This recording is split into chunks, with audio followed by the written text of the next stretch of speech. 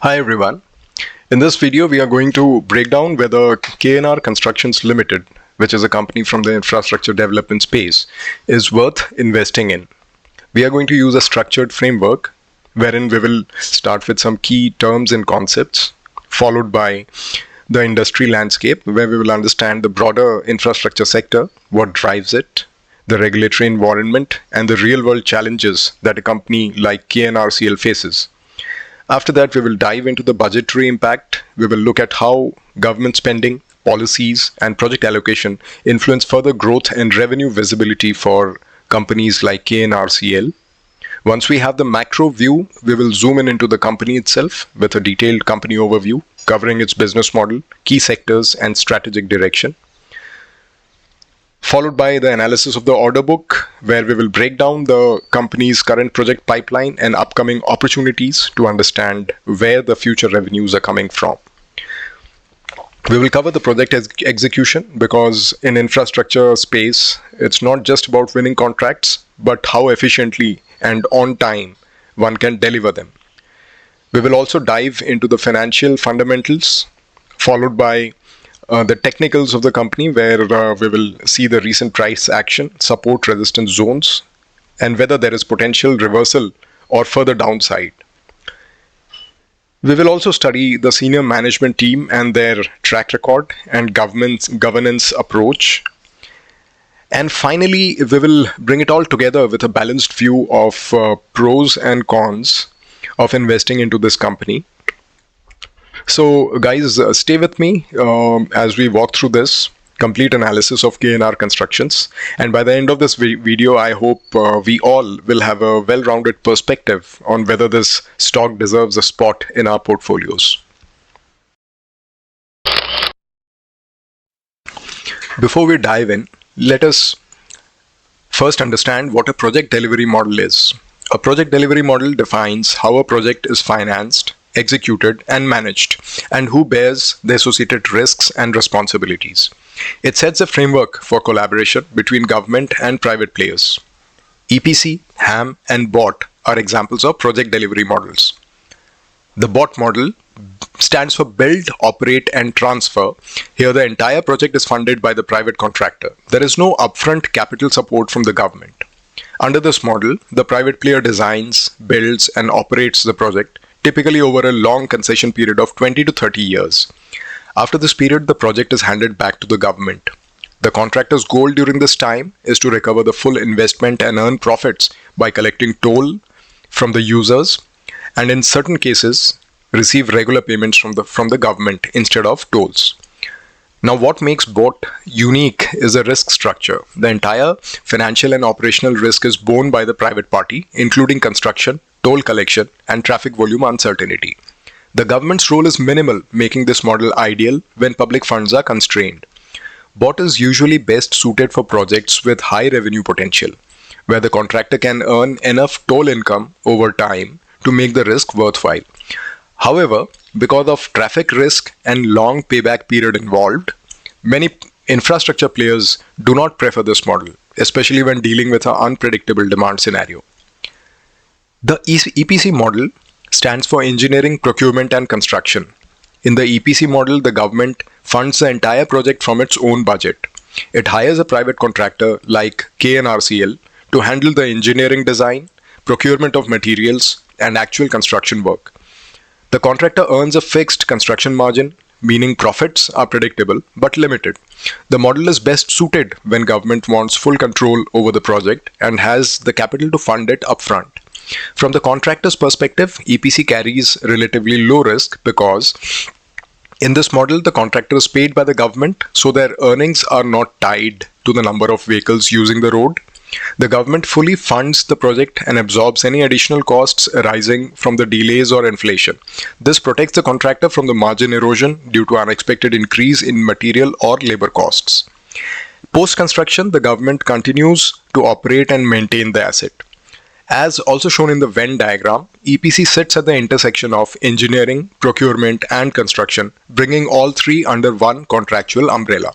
This model is widely used for public infrastructure projects where cost control, clarity, and time execution are key. Moving on to the HAM model, HAM stands for Hybrid Annuity Model, which is a relatively newer and balanced project delivery approach.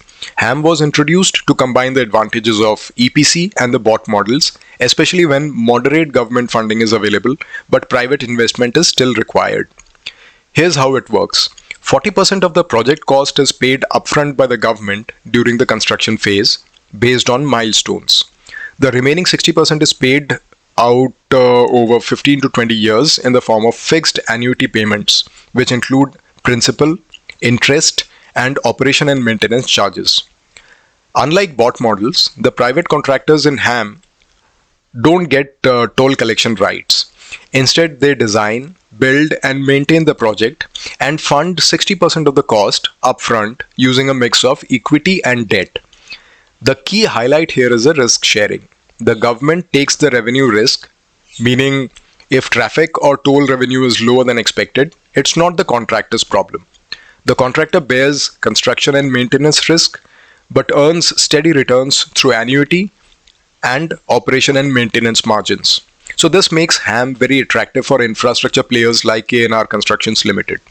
As noted, the operation and maintenance margins in HAM projects are typically 20 to 30% gross and about 10 to 15% net, which combined with government-backed stability creates a low-risk, long-term income stream. So in short, we can say HAM offers the best of both worlds. That is financial viability for the contractor and budget efficiency for the government. If you're new to the space, understanding a few key characteristics can really help make sense of how companies operate here. I will quickly go through them. Capital intensive. Big upfront investment is the norm in machinery, manpower, and materials. A lot of working capital also gets logged in ongoing projects, so cash flow management becomes crucial. Government driven.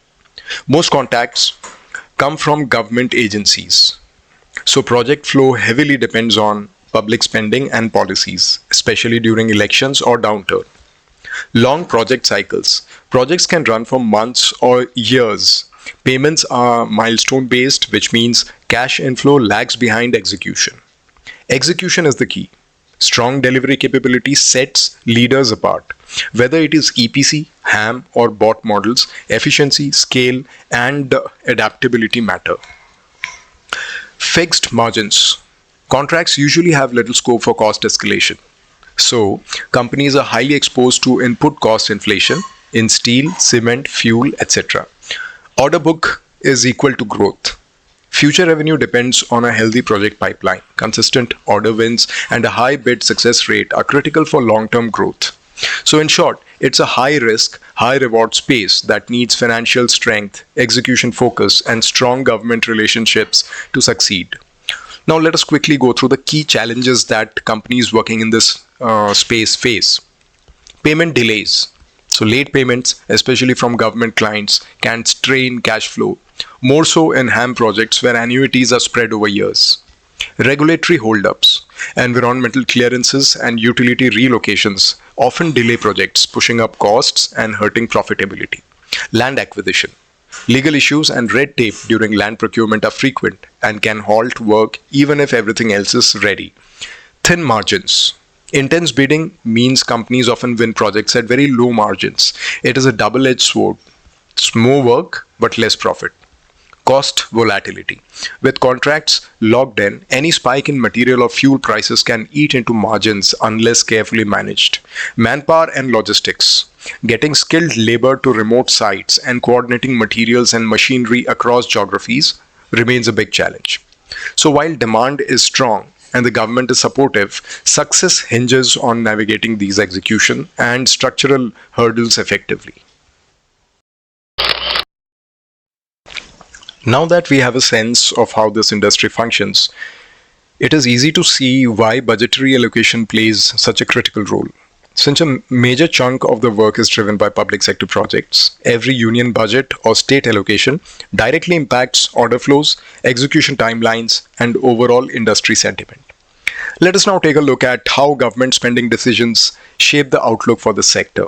Infrastructure allocation done in Union Budget 2025-26 As part of that, the government has announced a massive total infrastructure outlay of rupees 11.21 lakh crores, out of which rupees 2.87 lakh crores have been allocated to MORTH for National Highway and Expressway Development, 1.6 lakh crores for rural road connectivity, that is allocated to PMGSY, Pradhan Mantri Gramin Sadak Yojana, 0.93 lakh crores under urban affairs covering smart cities and Amrut programs. Amrut is Atal Mission for Rejuvenation and Urban Transformation. Also, 1.5 lakh crores worth of interest-free 50-year loans have been granted to the states, which is expected to support decentralized EPC projects at the state level. So these figures clearly show government's continued push towards infrastructure-led economic growth. What does this mean for companies like KNRCL? Now, the road sector focus, the strong allocation for MORTH directly supports KNRCL's core strength, which is executing EPC and HAM-based road projects. Rural connectivity increases PMGSY outlay, which is a positive, given KNRCL's established experience in rural road development. Urban infra potential, with allocations towards smart cities and Amrut programs, there is a scope for KNRCL to diversify into urban infrastructure. Also, state-level projects, the rupees 1.5 lakh crore interest-free loans to the state could unlock significant EPC demand at the state level. The 2025-26 budget basically reinforces KNRCL's positioning in the national and regional infrastructure, especially in road, EPC and HAM segments. Now, having seen the budgetary allocation for Union Budget 25-26, now does it really mean that it straightway translates into company profits? Now, here it is important to understand the project life cycle. The process begins with project identification, where ministries shortlist and plan projects. This is an ongoing activity, often based on feasibility studies or regional priorities. Next comes the budgetary allocation, which is typically done every February every year, when the government earmarks funds for selected projects under union or state budget. Following this comes the tendering and bidding stage, which takes about 1 to 3 months after the budget. Here, requests for proposals are issued and players like KNRCL competitively bid for them. Once a bid is awarded, the award and contract signing stage begins. Here, a letter of award, which is also known as the LOA, is issued and the formal contract is signed. It takes generally 1 to 2 months. Then we move into the pre-execution stage, which can take about 3 to 12 months. This includes activities like land acquisition, environmental clearances, and utility shifting. Now, all this can actually delay the start of the actual construction. The construction phase it lasts anywhere from 12 months to 36 months, depending on the project size and complexity. Work is executed in phases and tracked against milestones. As milestones are achieved, the contractor enters the billing and certification process, usually on a monthly basis or quarterly basis. The bills are verified by engineers in charge and then submitted for clearance. Now, this leads to the government payment phase, where verified bills are paid typically within 30 to 90 days. Finally, after the project is completed and the defect liability period ends, a final settlement is made, usually within 6 to 12 months. So from the time of budget allocation to the point of full payment realization, the entire cycle spans approximately 18 to 48 months. This timeline highlights why cash flow management, execution efficiency, and working capital planning are so critical in the industry. It also explains the lag between policy announcements and revenue recognition, making order book visibility and government intent key early indicators for investors. Now that we understand the project life cycle and how long it takes from budget to final payment, it is also important to clarify how these multi-year infrastructure projects are funded, especially when union budget is announced annually. So annual budgets are actually not equal to full project funding. So one common misconception is that entire project cost is allocated in one budget year. It is not. Each year's union budget only includes the current year's financial requirement, not the total cost. Meanwhile, ministries maintain a pipeline of ready projects and stagger their funding across years. So before a project is awarded, the government commits to financial closure. This means it is formally committed to funding the full project cost, even if payments are spread out. So in models like HAM and BOT, this financial closure includes clear annuity or toll mechanisms, plus assurance from the lenders, which helps contractors secure project funding and begin execution confidently. So how future payments are secured? Once a project is underway, future payments are tracked and phased over multiple years, and there are various frameworks, reports, and systems in place. If we go into these, then the length of the video will be unmanageable. So, as of now, it is beyond the scope of this video. So, even if there is a change in the government or fiscal strategy, the impact on committed projects remains limited, providing investors with greater visibility and reduced uncertainty.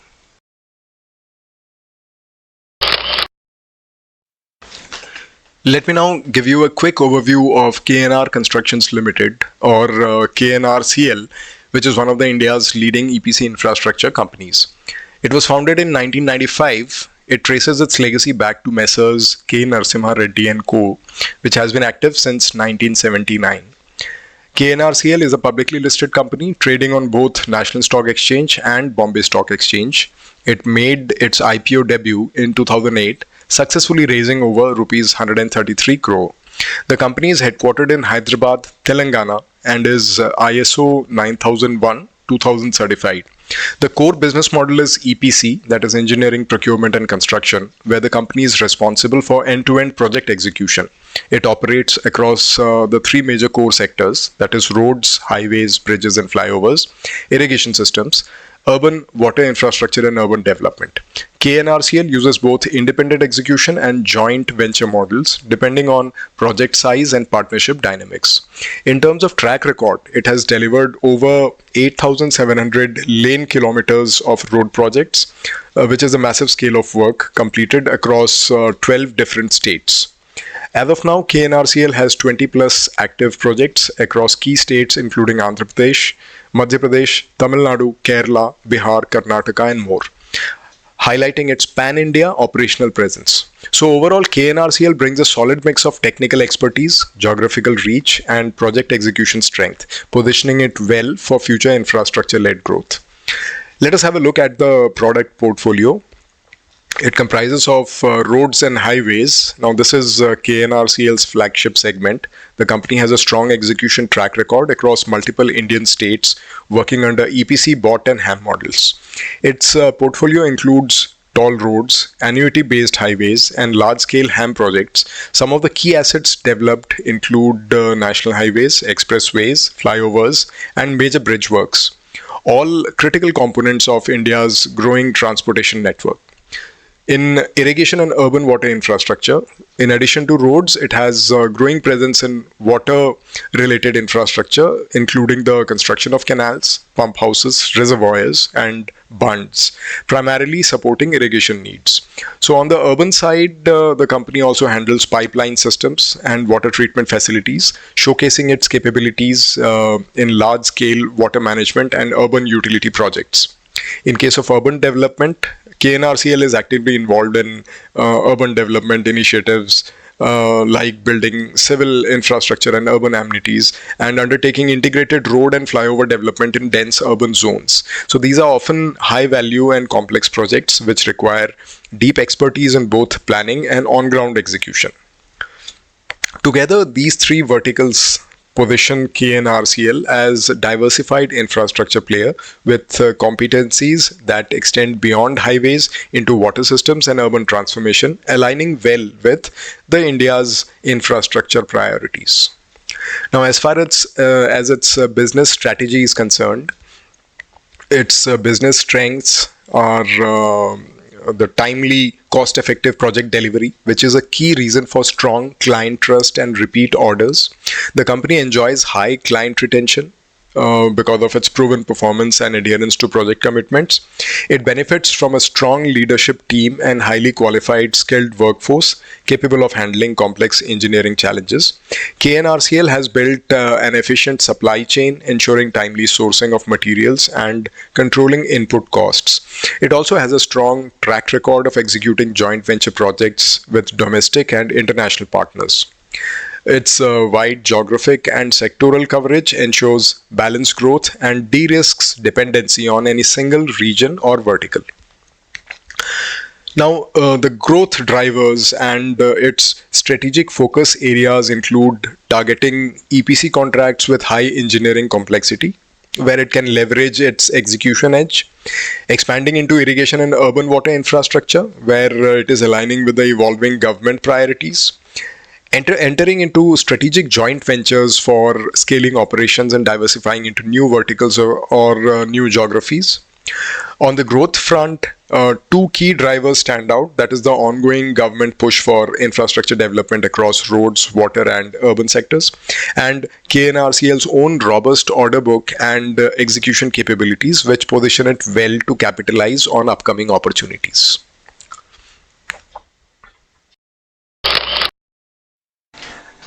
Turning our attention to one of the most critical indicators of the company's business health, which is the order book. As of 31st March 2025, KNR Constructions Limited reported a total order book of rupees 5,051.8 crore. Now, this reflects a shift in portfolio composition with increased focus on irrigation and pipeline segments, while maintaining a significant presence in road projects executed under EPC and HAM models. If we see the segment-wise breakup, road projects, that is EPC plus HAM, comprise about rupees 2,561.1 crore, which is 50.7% of the order book, and irrigation and pipeline projects total up to rupees 2,490.7 crore, which is 49.3% of the order book. Now, this near equal distribution provides exposure across both the key infrastructure sectors. The current order book provides revenue visibility for approximately 12 to 18 months. Execution of works is progressing on schedule, with HAM projects reported to be at 75% to 100% completion stage. KNRCL remains debt-free on a standalone basis, and it holds about 81 crore in cash reserves as of FY25. The mix of EPC and irrigation projects diversify risk across different government funding programs. Also, the outlook for FY26 is positive, as it has set an order inflow target of rupees 8,000 to 10,000 crore, with majority of the new orders expected to be secured by the first half of the fiscal year. The company also anticipates potential opportunities from upcoming HAM project bids. If we analyze the trend in the order book, that is the order book from past 10 years, that is FY 2016 to FY 2025, from FY 2016 to FY 2022, the company saw consistent growth, with the order book peaking at rupees 8,872 crore in FY 22, which is a CAGR of 19%. Revenue CAGR for the same period stood at 17%. Post FY 22, there is a visible dip. Now, this was driven by completion of the projects, slower HAM order inflow, and focus on high margin execution rather than aggressive bidding. So that said, the portfolio composition is, we can say, healthier today. The share of roads has come down from 60% to 50%. Irrigation and pipeline projects have risen to 49%. Now, this reflects a shift towards the water infra, and the company continues to demonstrate execution strength. So, in essence, while the order book is in a consolidation phase post the peak in FY22, KNRCL's strategic diversification, financial discipline, and strong execution pipeline, it's still healthy. As far as revenue visibility is concerned, the near-term revenue visibility remains healthy, which is backed by an active execution pipeline. In FY26, ongoing projects are expected to generate over rupees 3,000 crore in billable revenue, primarily from road and irrigation segments. So, looking ahead to FY27, revenue realization will depend on two key factors, that is monetization of completed HAM assets and conversion of new bids into awarded projects.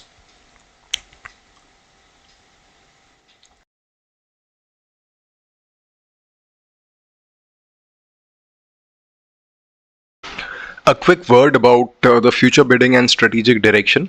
KNRCL continues to bid and build its order pipeline with a focus on road EPC, irrigation, and urban transport projects, particularly in South India, where it has established operational strength. Key developments are the HAM packages under NH 275 worth 1,200 crore, which have been secured by the company. The company is actively exploring opportunities in metro and rail infrastructure, signaling early steps towards diversification. So the strategic approach that the company seems to follow is maintain a selective bidding strategy, emphasize margin protection, and also the company shows no plans to re-enter bought projects. So the focus primarily remains EPC and HAM projects. While KNR Constructions has historically maintained a strong order book and revenue visibility has typically remained robust over multi-year horizons, recent developments have cast a shadow over this outlook. A notable shift in the sentiment has stemmed from a critical incident involving one of the company's key highway projects. In May 2024, a section of National Highway 66 flyover under construction by KNRCL collapsed in Kerala, prompting a full-scale investigation by Ministry of Road Transport and Highways. The findings revealed critical lapses in construction safety and execution, leading to KNRCL being debarred from bidding on new highway contracts for 2 years. As reported by the Hindu, the Economic Times, and the Wikipedia page, the company was also held financially responsible for reconstructing the damaged stretch, which is estimated at rupees 80 crore. It has also been fined rupees 11.8 crore. Subsequent safety audits have flagged other vulnerable segments, some linked to KNRCL also, raising the risk of additional remediation costs. So for investors, the fallout raises serious concerns about project oversight, regulatory credibility, and future order book visibility.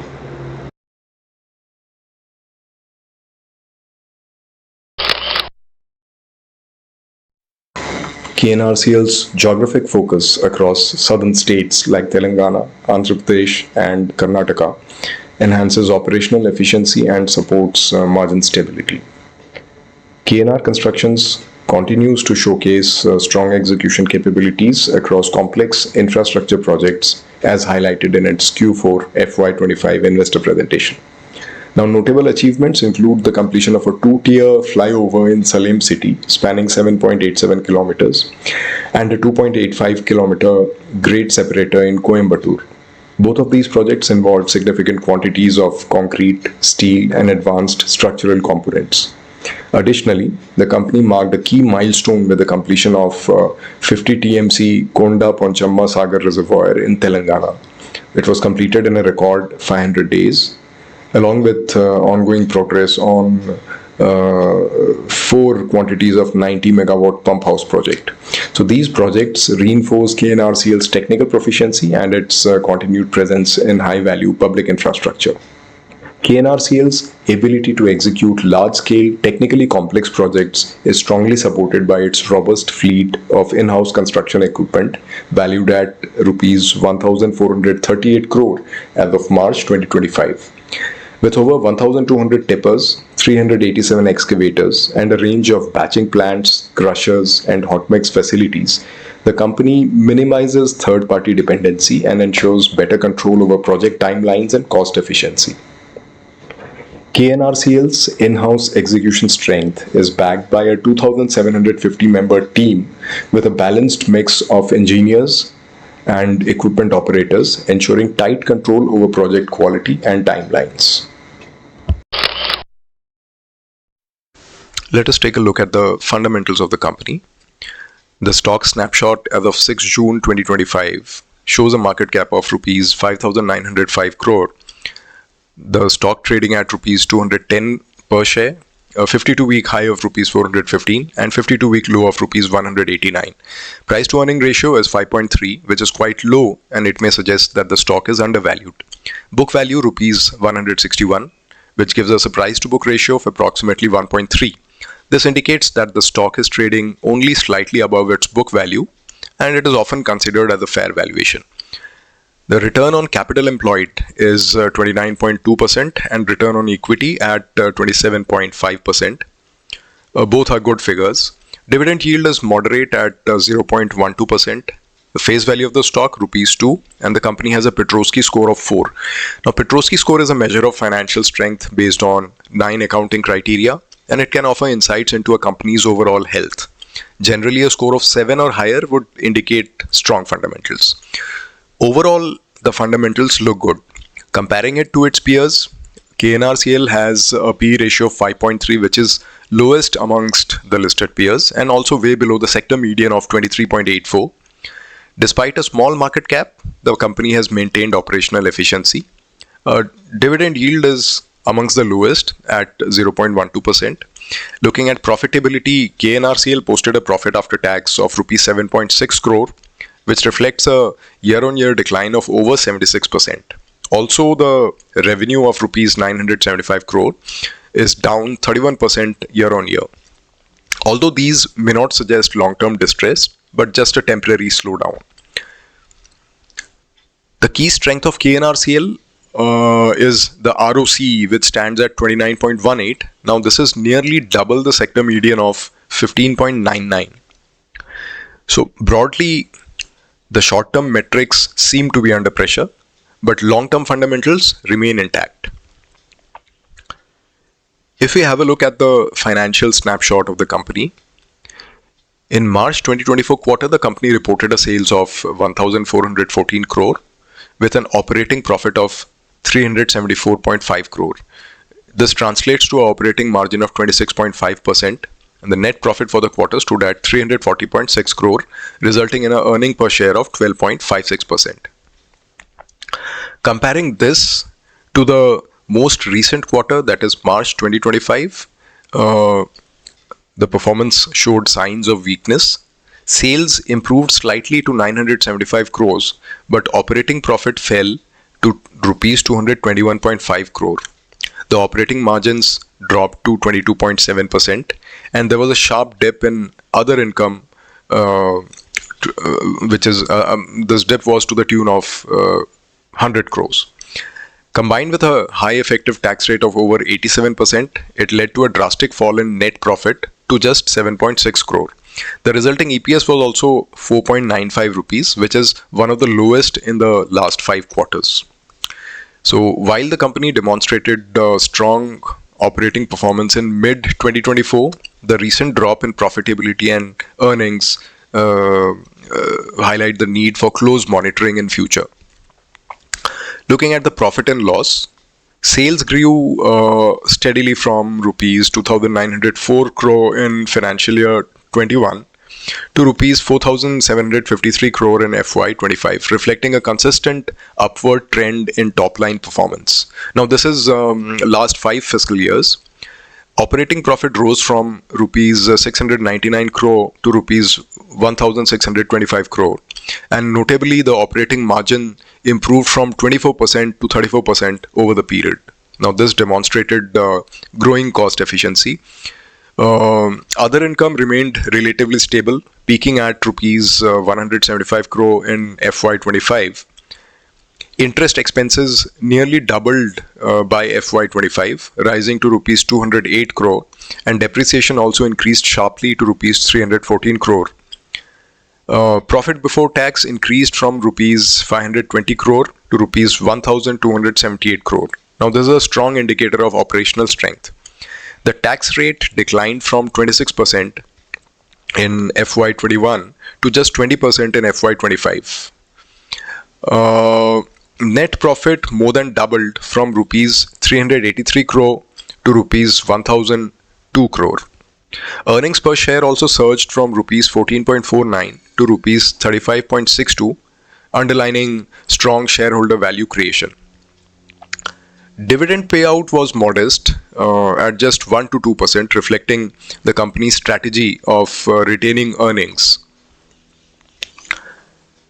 Sales grew at 18% CAGR over last 10 years and 14% over the last 5 years. Profit growth is even more impressive with a 10-year CAGR of 32% and a trailing 12-month growth of 49%. The stock delivered a 15% CAGR over 10 years, though short-term performance was volatile with a 39% drop in the past year. Return on equity has remained strong, averaging 21 to 28% across the time frames. So we can say despite recent market weakness, the company's financials reflect sustained growth, rising margins, and solid returns. The balance sheet from FY21 through FY25 reveals that equity capital has remained stable at rupees 56 crore throughout the 5-year period. Reserves have grown steadily from rupees 1912 crore in FY21 to rupees 4485 crore in FY25. Now this showcases strong profit retention. Borrowings have fluctuated. After peaking in FY22 at rupees 1464 crore, they dipped to rupees 652 crore in FY23, but surged again to rupees 1849 crore in FY25. Now this indicates renewed debt funding, possibly for project expansion. Other liabilities have declined from rupees 1275 crore in FY21 to rupees 741 crore in FY25. Overall, total liabilities increased significantly from rupees 4007 crore in FY21 to rupees 7131 crore in FY25. On the assets side, fixed assets saw a gradual decline from rupees 890 crore in FY23 to rupees 482 crore in FY25. Capital work in progress or CWIP has been negligible since FY23. Investments increased from rupees 62 crore in FY21 to rupees 116 crore in FY25, reflecting allocation towards strategic or financial assets. The largest portion, that is the other assets, surged from rupees 3,167 crore in FY21 to rupees 6,533 crore in FY25. The total assets matched liabilities, growing from rupees 4,007 crore to rupees 7,131 crore over the 5 years. So overall, the balance sheet shows strong reserve buildup, controlled equity dilution, and increased asset deployment. Looking at the operating metrics and cash flow, cash from operations was volatile. That is, after being negative in FY21 and FY22, the company saw a significant positive inflow of rupees 1,194 crore in FY23. Before slipping back into the red with outflows of rupees 316 crore in FY24 and 567 crore in FY25. Cash from investing turned negative in 4 out of 5 years, highlighting consistent capital deployment, with rupees 167 crore outflow in FY25. Cash from financing remained a major funding source in FY22, FY24 and FY25, showing inflows of rupees 765 crore, rupees 496 crore and rupees 480 crore respectively. Net cash flow fluctuated, peaking at rupees 165 crore in FY24, but turning negative again in FY25 at rupees negative 253 crore, reflecting a potential liquidity pressure point. Looking at operational efficiency, debtor days increased to 71 days in FY25, indicating slower receivables. Inventory days improved consistently, dropping from 58 days in FY21 to just 33 days in FY25. Now this reflects probably tighter inventory management. Payable days remained stable around 62 to 99 days. And the cash conversion cycle spiked briefly in FY22 but settled in 41 days in FY25. A manageable figure. Now, working capital days rose significantly to 166 days in FY25. Now, this is a sign of stretched working capital requirements, possibly due to project timing mismatches. On a positive note, the ROCE showed a strong upward trajectory from 22% in FY21 to 29% in FY25. So while the company remains operationally efficient and capital productive, recent cash flow strain and rising working capital needs highlight the importance of active liquidity management in the near term. Looking at the shareholding pattern,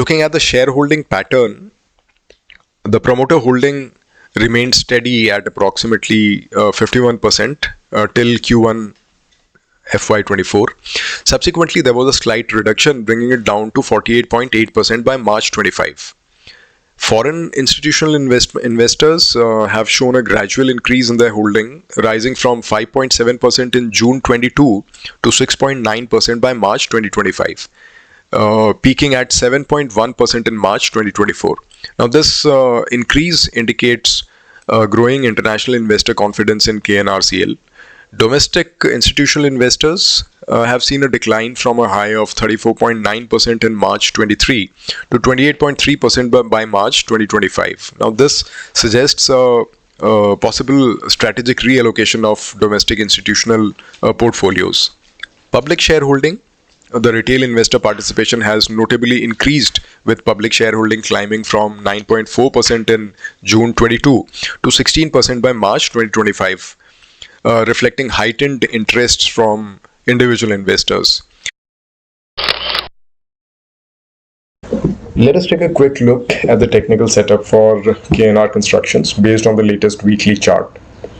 So as of now, the stock is trading around rupees 215, which is down nearly 48% from its 52-week high of rupees 415, which was recorded in June 2024. The overall trend remains bearish, marked by consistent lower highs and lower lows. That being said, recent price action has shown signs of stabilization. For several weeks now, the company has been consolidating between rupees 206 and 240, which is a range that may indicate some base building. Volume is also down, averaging just over 1 million shares per week. If we look at the moving averages, the 50-week moving average and the 20-week moving averages are still above the price, which confirms a long-term downtrend. RSI is around 39, recovering from oversold levels. This could hint at bearish exhaustion. MACD is showing early signs of momentum shift. The histogram has turned slightly green, but we are still waiting for a clear bullish crossover. So key levels to watch: rupees 206 remains a crucial support. Rupees 240 to 250 is the immediate resistance zone. A breakout above rupees 270 supported with volumes could shift the trend more decisively. So on the flip side, a breakdown below rupees 206 might open the door to rupees 190 levels or even lower.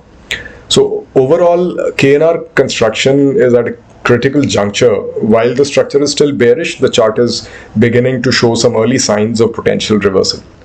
But confirmation is still needed. So a quick word about the senior management. Shri K. Narasimha Reddy is the founder and promoter of KNR Constructions. He has over 40 years of experience in civil and mechanical construction. His professional journey started in 1979 when he founded Messrs. K. Narasimha Reddy & Co., laying the foundation for what would later evolve into KNRCL. So in 1995, he formally established KNR Constructions Limited and successfully integrated the firm's assets by 1997.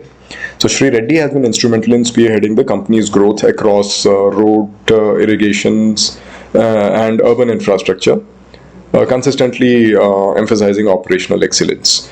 The rest of the team, that is the senior management, comprises of non-executive and independent chairman, Dr. W.R. Reddy, who's a distinguished former IAS officer with over 33 years of experience. He's held key policy roles at both state and the central levels. At the operational helm is Mr. K. Narasimha Reddy, of course. He's the managing director. He is supported by Mr. K. Jalandhar Reddy, the executive director and project leader with over 18 years of infrastructure experience. He currently leads tendering and regional project execution, particularly in southern India. He is also the son of the managing director. On the financial and strategic oversight aspect, Mr. K. Udaya Bhaskar Reddy, an independent director, he adds over 40 years of banking expertise, specializing in risk management and treasury, with senior roles at Indian Bank. Srimati G. Chandrarekha, independent non-executive director, she brings international experience in medical administration and office operations, adding a unique cross-domain perspective to the board. Lastly, Srimati Yashoda is the promoter and non-executive director. She supports the board in a non-executive oversight capacity. She is also the spouse of the managing director. With this, we come to the last part of the video, which is discussing the pros and cons of investing in KNR Constructions. First, let us discuss the positives. This company has a strong execution track record. The company has consistently delivered large and complex projects, especially in roads, irrigation, and urban infrastructure, with a high degree of technical efficiency. Its financials have been historically solid. It has delivered strong margins, a high return on capital employed of around 29%, and maintained disciplined capital allocation over the years. The company has a strategic regional focus. Most of its projects are in southern states like Telangana, Andhra Pradesh, and Karnataka, which help with better logistics and stable margins. The company has a well-diversified order book with roughly equal exposure to roads and irrigation projects. Therefore, it is not overly reliant on a single element. Finally, the macroeconomic tailwinds are in its favor. The government's push on infrastructure, especially road and irrigation spending, directly supports the company's core strengths and future order potential. Let us now visit the risks and the red flags. The biggest issue right now is the fallout from the National Highway 66 incident. In May 2024, a section of KNRCL project collapsed, leading to a full-scale investigation. As a result, the company has now been debarred from bidding on new highway contracts for 2 years. This is a major blow to the future growth. The incident also raises concerns about execution quality and internal controls, which are critical in the infrastructure space and cannot be ignored by long-term investors. Financially, FY25 was a rough year.